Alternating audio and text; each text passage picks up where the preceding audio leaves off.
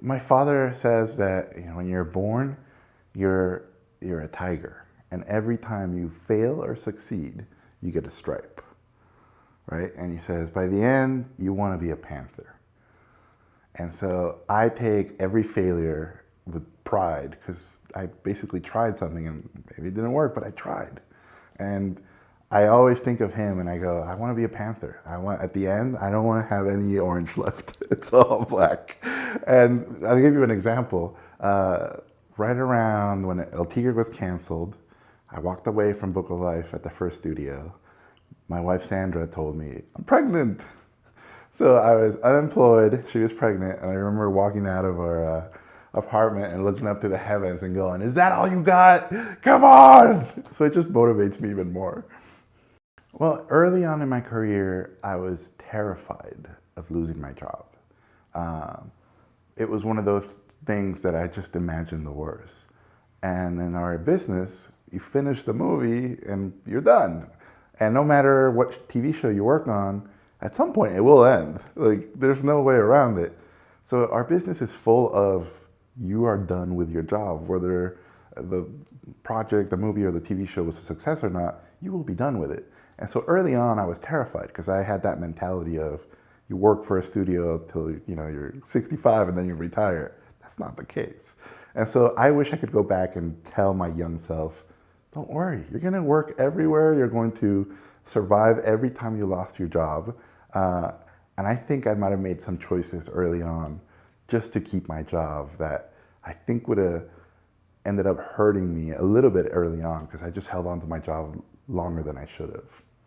Well, the big thing I learned from the Book of Life was that there were certain parts of the world where the movie didn't play. And a lot of people felt it's too extreme in its culture. Like I kept hearing, it's just too Mexican. Is this movie just for Mexicans? And so that was a lesson I took in making the movie, not watering it down, but making it more accessible. And I like Baroque art, so my artwork's always very busy. And it's very overwhelming sometimes. So the big lesson I learned was, don't try to do too much. Trust the audience and sort of let them breathe, let them stay with the movie. And so, Book of Life is my first movie, so I didn't think I would ever get a chance to make another one. So I put every idea, everything I could think of in there.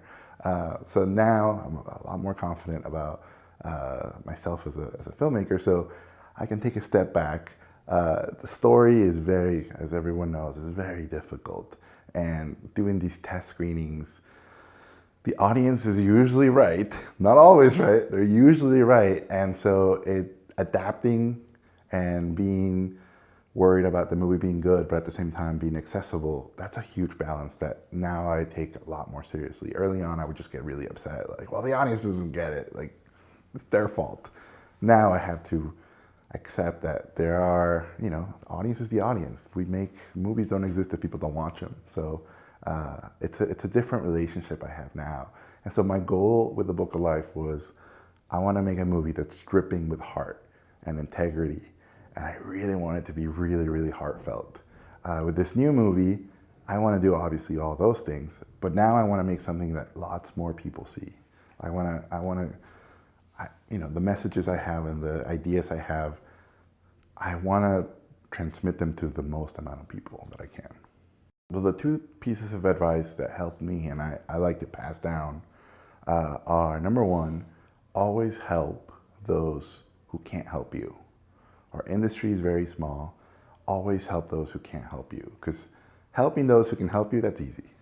Helping those who can't help you, that will come back to you in many ways. And I've done that my whole career, and people have helped me. There's no way I could have helped them. And that's what brought me up. So if you pass it down and you help others up, we're all going to go up. So that's number one. And then number two, for me, was the super secret in animation to have a long, fulfilling career is to work really hard and not be a jerk. If you can manage to do those two things, you will live long and prosper. At CalArts, I remember my first time I got there, you go from being the best in your previous school to being just another guy, or I'm just another girl. And I remember I thought, I'm the worst artist in the whole school. And I remember thinking, as I studied everybody, I realized, wow, artists are incredible procrastinators. They are geniuses at coming up with excuses to not do the work. And I said, that's it. That's going to be my thing.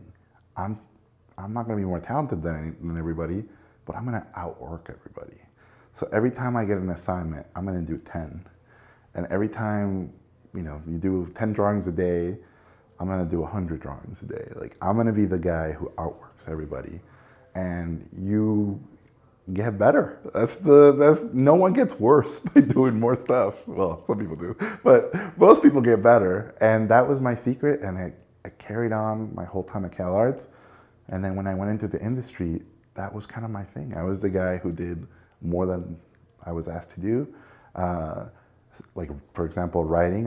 Whatever TV show I worked on, I would go with the writers and ask them, hey, can I show you my writing? And can I write an episode for free?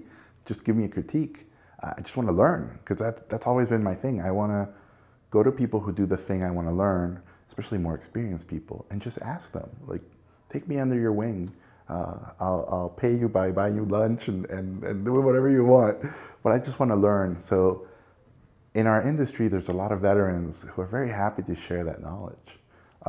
And so I'm very thankful for a lot of guys who helped me out.